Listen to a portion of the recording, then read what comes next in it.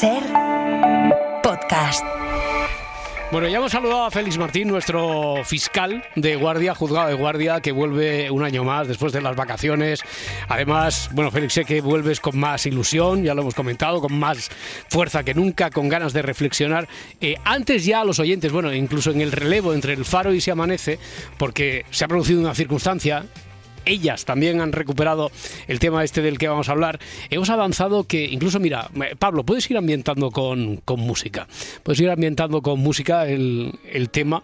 No es el azar el que ha hecho que escojamos el tema ese que ya suena de fondo de Coldplay. Este verano ellos han sido protagonistas indirectos de uno de los momentos virales más comentados en todo el mundo. Y es el tema que nos va a servir para retomar el juzgado de guardia. El juzgado de guardia que hubiéramos hecho, por ejemplo, ese día si no hubiéramos estado de vacaciones. Que, Félix, por cierto, han ido bien, ¿no? Las vacaciones han sentado bien. Pues, oye, qué contento estoy aquí de estar con vosotros, nervioso también, sí, como el primer día, y sí. Oye, y muchas gracias también por volverme a permitir estar con vosotros, con los amigos, con Parda, con Edgarita, con todos, que os he echado de menos. Y sí, las vacaciones han ido muy bien. He descansado, he leído, he estado con mi gente y se han pasado muy rápido. Pero has tomado apuntes, o sea, cada 2 por 3 me enviabas, oye, he visto esto, oye, por ejemplo, esto de Coldplay, de lo que vamos a hablar ahora. Has estado preguntando, ¿qué tienes ya unas notas en el iPhone donde lo vas apuntando? ¿Qué haces? Lo voy apuntando, sí. Y es que además me daba una cosa en el estómago, jobar, esto es para comentarlo con los chicos, o sea que sí, o sea que tengo una ristra ya importante de asuntos para tratar. Vale, tanto es así que sé, además, el hecho de que estés siempre ahí en guardia, aunque estés de vacaciones, va a hacer que nos pongas deberes, que le pongas deberes a los oyentes para la próxima semana, ¿no? Esto como avance para que estén preparados, que este curso habrá deberes también, ¿no? Efectivamente, yo creo que es una manera, ¿verdad?, que vamos a hacer cuando podamos adelantar lo que vamos a hablar la semana siguiente, para que la gente vaya preparada por si nos quieren hacer preguntas o para que puedan estar un poquito más informadas de lo que vamos a hablar en el programa siguiente. Vale, bueno, pues primer bloque, este que podríamos titular la Kiss Cam de Coldplay, Boston, esto que nos da para hablar de la privacidad, de nuestra privacidad, de la privacidad de los espectadores que acuden a eventos públicos. A ver, no sé si hace falta a estas alturas poner en contexto, pero por si acaso, fue el gran instante de este verano. El más comentado, batió récords de reproducciones en las redes, la famosa Kiss Cam, la cámara esta que capta besos, concierto de Coldplay, como decíamos, en Estados Unidos, el 16 de julio. En un momento determinado se enfoca a 2 ejecutivos de una empresa, de una startup tecnológica, y bueno, se nota un evidente momento de incomodidad, parece una broma, que se convierte en un auténtico fenómeno viral, porque ahí hay un momento de infidelidad de magreo ahí, sí, que se hace universal. Oye, ¿cómo sucede exactamente? A ver, ¿qué datos tú como fiscal tendrías anotados de la película de los hechos, Félix?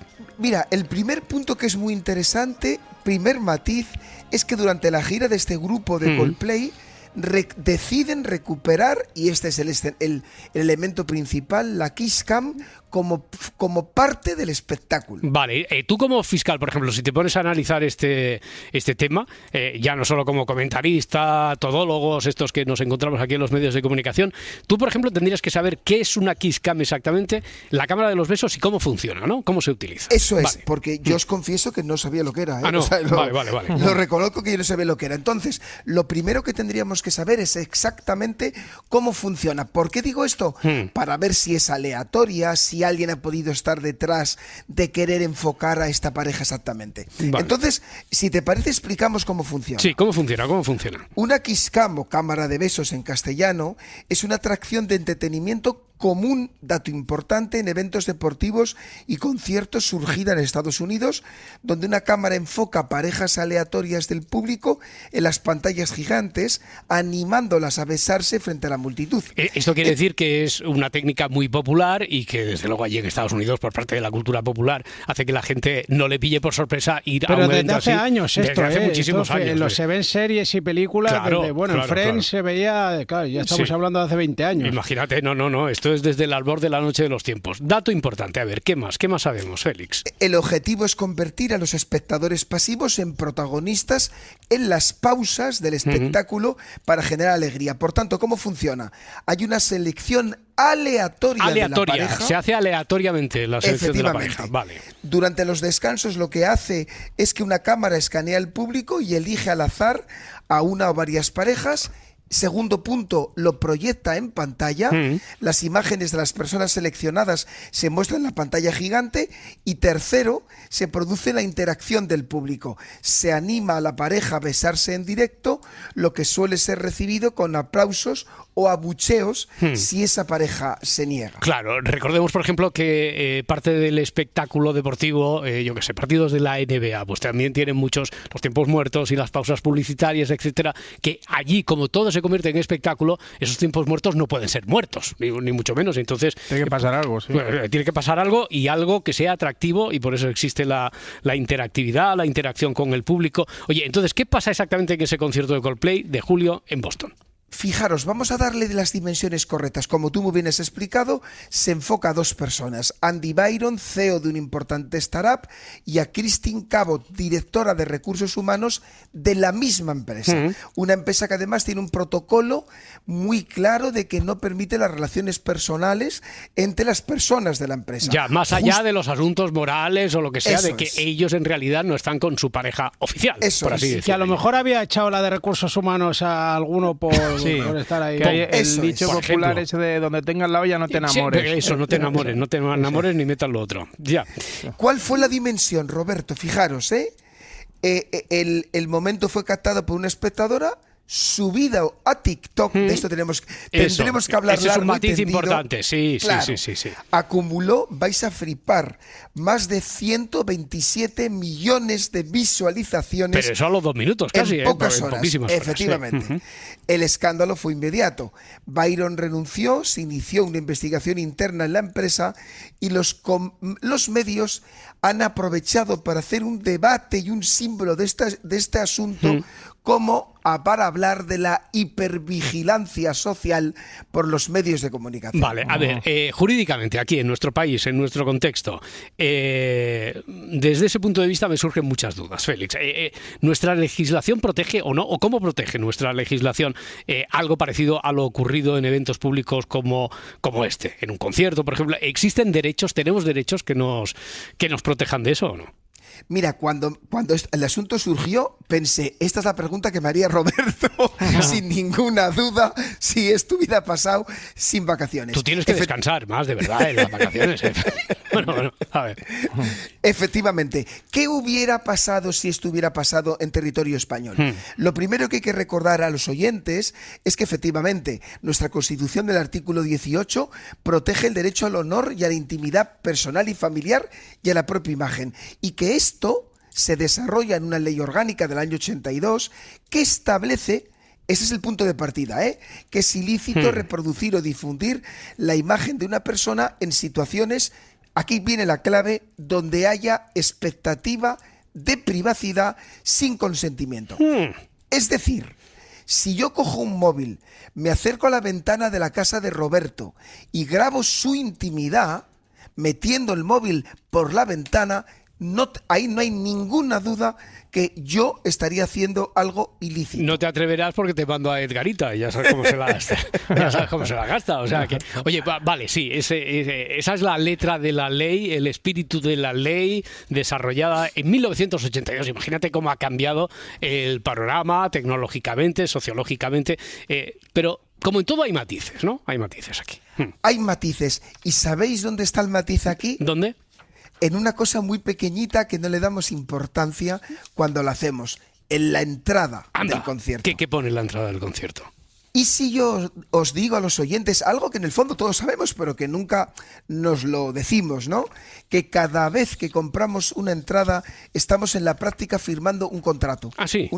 Una entrada es un contrato. Bueno, y los promotores también están firmando un compromiso en ese contrato con nosotros. Eso es, Vale. eso es. En un concierto público, los asistentes al comprar la entrada suelen aceptar lo que se llama jurídicamente un contrato de adhesión. Y en la entrada del concierto de Coldplay de Boston, estaba incluido que se usaran imágenes del público como parte del espectáculo. Ya. Desde este punto de vista, en principio, por esta razón, solo por esta razón, no se afectaba la privacidad de los afectados. Para que hubiera existido vulneración de la privacidad, por eso decía que había que ir al caso concreto, debería poder demostrarse que bien el organizador del concierto, Coldplay en este caso, o la empresa productora, había elegido a propósito con la finalidad de hacer daño a esas dos personas. Qué buena idea para unos detectives, ¿eh? Oye, porque si en lugar de forjarse así de manera aleatoria hay una trama para escoger porque alguien sabe que va el CEO con la de recursos humanos y tal, esto da para una historia. Claro, como saben que yo voy al concierto de La Pantoja cuando se haga, con por la ejemplo, Dolo. Me ponen el Kiss Cam, pero la Dolo, ¿no? Cuando se haga, y con el Tobalo, y a lo mejor están esperando un momento así de... Igual tengo que comer caracoles con el Tobalo porque no me voy a morrear con mi madre. El Tobalo es un amigo de toda la vida, de Edgar. Claro. Oye, a ver, entonces... pongamos el caso, un asunto similar, que pudiera haber pasado aquí en España, aunque el momento fuera incómodo, saliera en redes, si en la entrada estuviera previsto eso, no parece que se pudiera contemplar infracción legal ninguna, ¿no? Directa, porque los que compraron la entrada habían sido avisados, aunque sea en la letra chiquitilla, de que te pueden filmar como parte del show y salir. Es eso, Félix, lo que nos quieres decir. Eso es. Vale. Pero fíjate, aquí tendríamos el matiz. Uno, el que hemos puesto, es decir, que no se pruebe que el promotor del concierto me saque a propósito, o bien que con esa excusa se use después tu imagen de manera vejatoria o para difamarte. O bien, y aquí dejo el debate, Roberto, que a lo mejor deberíamos exigir a nuestras autoridades que en las entradas de los espectáculos donde se nos use de manera accesoria, en vez de venir en letra pequeñita, tenga que venir en letra grande. Ya, claro. Bueno, la línea está en el uso razonable y el contexto. Me he quedado antes con algo que has dicho. Cuidado, esto es alguien que ve ese momento, lo capta y lo viraliza en TikTok. Si eso sale ahí, pero no sale del estadio, y soy yo el que lo grabo y soy yo quien lo viralizo, yo no soy el promotor. Y conmigo no ha firmado esa pareja absolutamente nada. Ahí estaríamos hablando de otro caso. ¿Eso sería un poquito más peliagudo, más complejo o qué? Es complicado porque fíjate que nosotros podemos subirlo todo a la red. Ahí tendríamos que probar que la intención mía al subirlo ha sido difamarte. Tú imagínate, Roberto, que yo soy tu enemigo público número 1 y lo subo yo. Pues ahí tenías donde rascar. Claro. Bueno, y si estamos en América, pues imagínate la panoja que me vas a tener que dar como contraprestación, ¿verdad? Indemnización. Ahí sacamos un buen pico, ¿verdad, Edgarita? Hombre, con nuestro equipo de abogados que dicen en las películas. Hombre, te parten la tarde, ¿eh? Oye, no nos vamos a ir de ahí, del ámbito estadounidense, porque además nos quedamos antes del verano pendientes de una cosa que tenía que ver con esta serie de la que estuvimos hablando aquí, que empezaba así.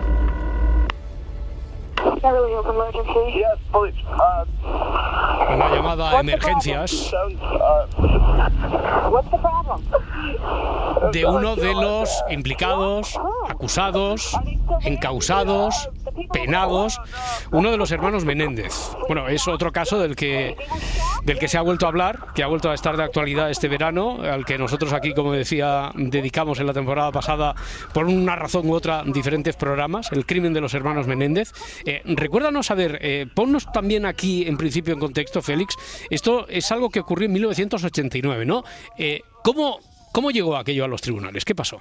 Muy resumidamente, efectivamente, agosto del 89, José y Kitty Menéndez aparecen asesinados a escopetazos en su casa de Beverly Hills. Tras una primera fase de conversiones de intrusos y muchísimas dudas, la investigación se centra en los dos hijos, Lyle y Eric. Hubo 2 juicios. En 1993 los jurados se atascaron.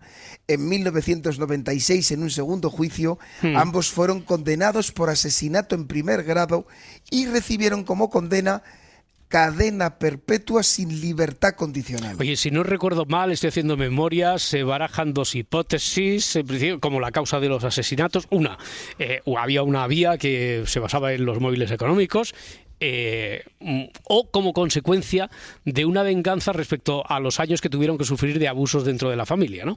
Has hecho un resumen perfecto de la línea de acusación y defensa. La acusación efectivamente habló de codicia y del querer acceder a toda costa a una herencia multimillonaria.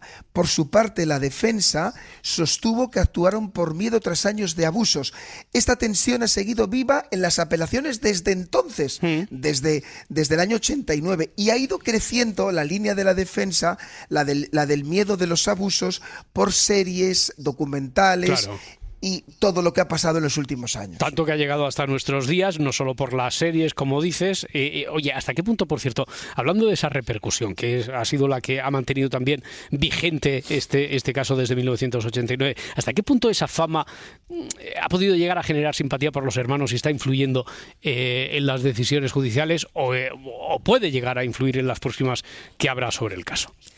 Roberto, es uno de los asuntos que más me interesan ahora por toda la proyección pública que tienen muchas veces los crímenes. Muchísimo. La serie de Netflix que se estrenó la temporada pasada y la que nos sirvió de excusa a nosotros para hablar, revivó el interés y colocó el caso en el centro del debate público mundial.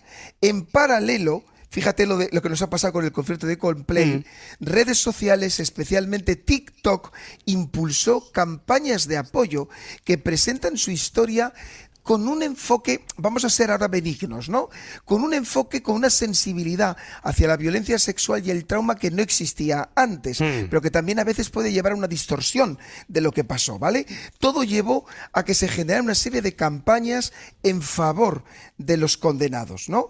Esto que desde luego conlleva cosas buenas, pero al mismo tiempo también puede ser peligroso. Oye, Félix, ¿y hay resortes? El sistema judicial tiene, cortafuegos para hacer compatible el interés mediático por un asunto con que no se pierda el respeto a la propia esencia de la justicia. Debe, es muy importante que yo lance el mensaje a la audiencia, a los oyentes, que debe. En primer lugar está la profesionalidad de los profesionales de la justicia, ¿no? Es evidente que la simpatía o antipatía nunca debe decidir en un expediente de libertad condicional, ¿no?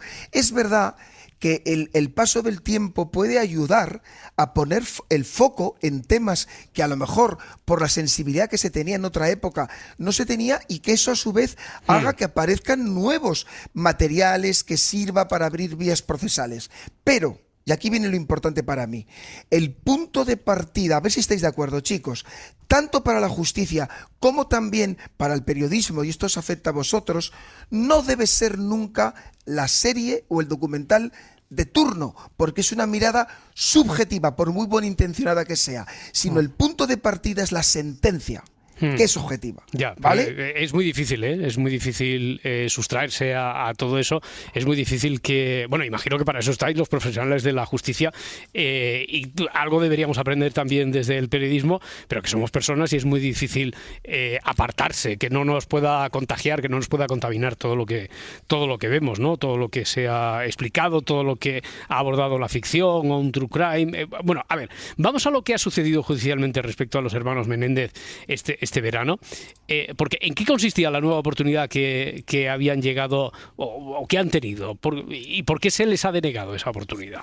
Fíjate, nosotros nos quedamos la temporada pasada, cuando tratamos el asunto, en que en mayo del 25 un juez modificó la pena original, que era, ¿os acordáis?, cadena perpetua sin revisión, a cadena perpetua con posibilidad de libertad condicional. Este fue el cambio que hubo. Esto no los escarcelaba, pero abría la puerta a una audiencia para que se les acordara por la Junta de Libertad Condicional de California la libertad condicional. Y esto fue lo que sucedió hace tan solo 10 días. Ya, ¿y qué se estudiaba ahí en esa vista?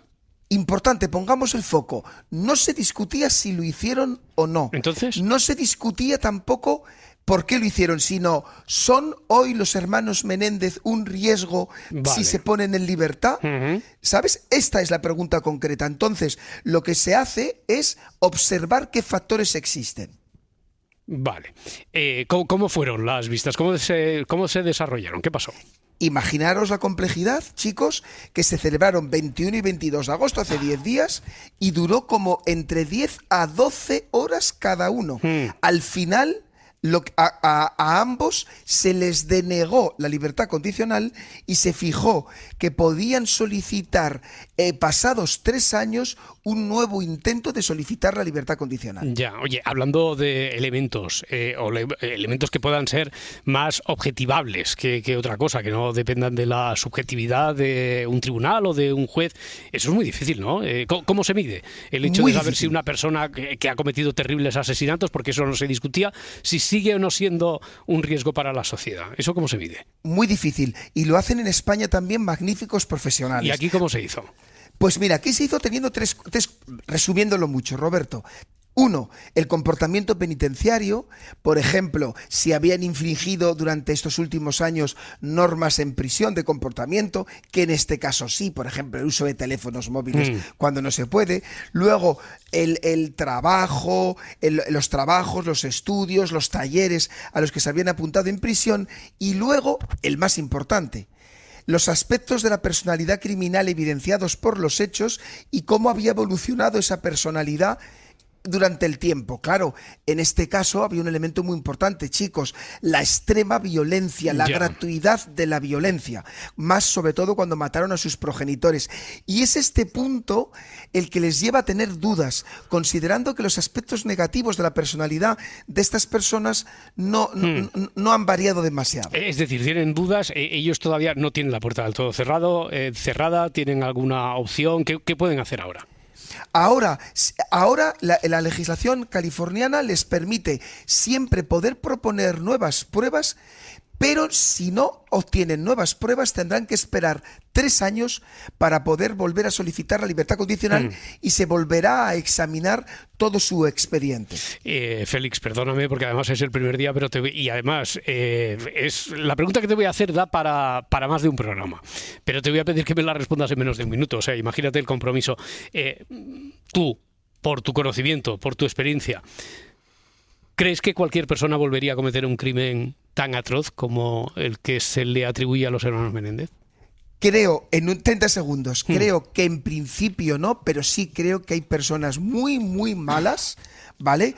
Que en ese caso el sistema tiene que tener la capacidad de detectarlas. Vale. Están los oyentes diciendo, oye, y lo de los deberes, Edgar, Parda, apuntad, sí.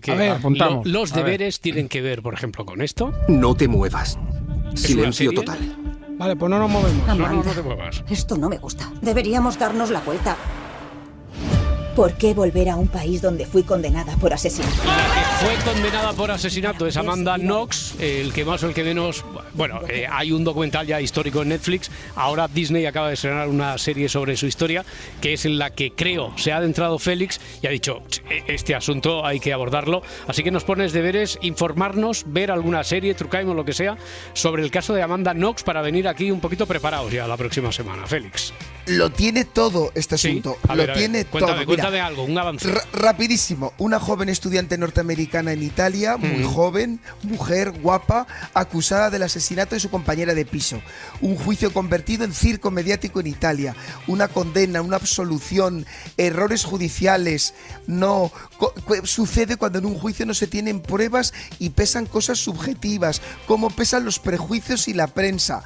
Todo esto lo tiene el asunto. Bueno, pues es el asunto que nos espera la próxima semana en el juzgado de guardia. Edgar, Parda, ¿conocíais algo del caso de Amanda Knox? ¿Habéis visto? Yo sinceramente no. Yo tampoco. La verdad que no. Lo tiene hay que todo. Ponerse las pilas. Sí, lo tiene todo además. Es que es fascinante, en el sentido del atractivo por la historia que tiene el caso de Amanda Knox. La próxima semana, Félix Martín, un abrazo. Hasta la semana que viene. Abrazo enorme, chicos. Adiós. Si amanece, nos vamos. Cadena SER. Para no perderte ningún episodio, síguenos en la aplicación o la web de la SER, Podium Podcast o tu plataforma de audio favorita.